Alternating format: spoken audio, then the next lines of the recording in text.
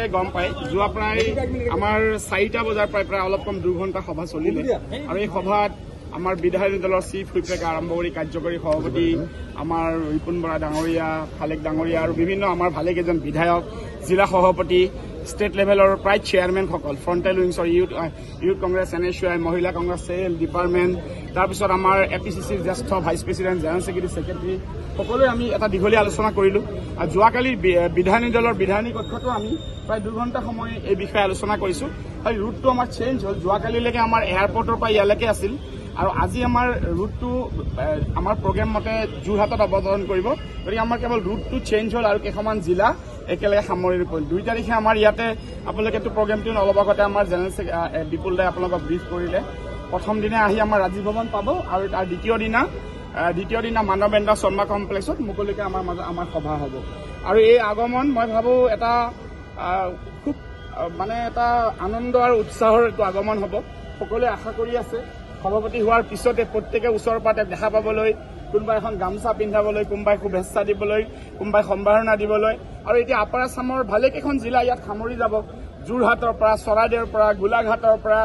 নগাঁৱৰ পৰা মৰিগাঁও শিৱসাগৰ আৰু ইয়াতেতো গুৱাহাটী কানেক্ট হৈ যাব গতিকে আপোনালোকৰ প্ৰত্যেকৰে পৰা ইয়াত সহযোগ বিচাৰিছো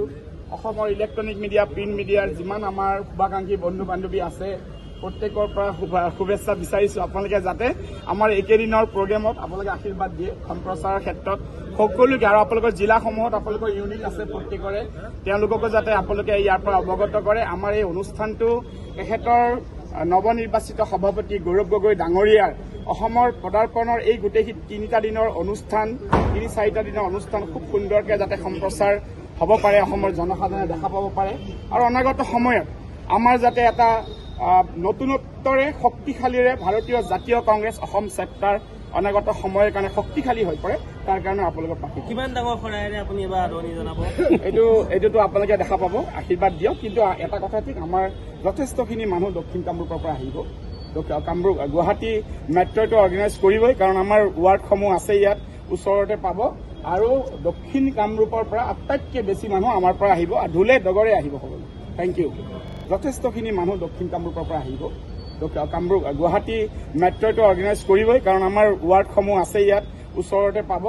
আৰু দক্ষিণ কামৰূপৰ পৰা আটাইতকৈ বেছি মানুহ আমাৰ পৰা আহিব আৰু ঢোলে ডগৰে আহিব সকলো থেংক ইউ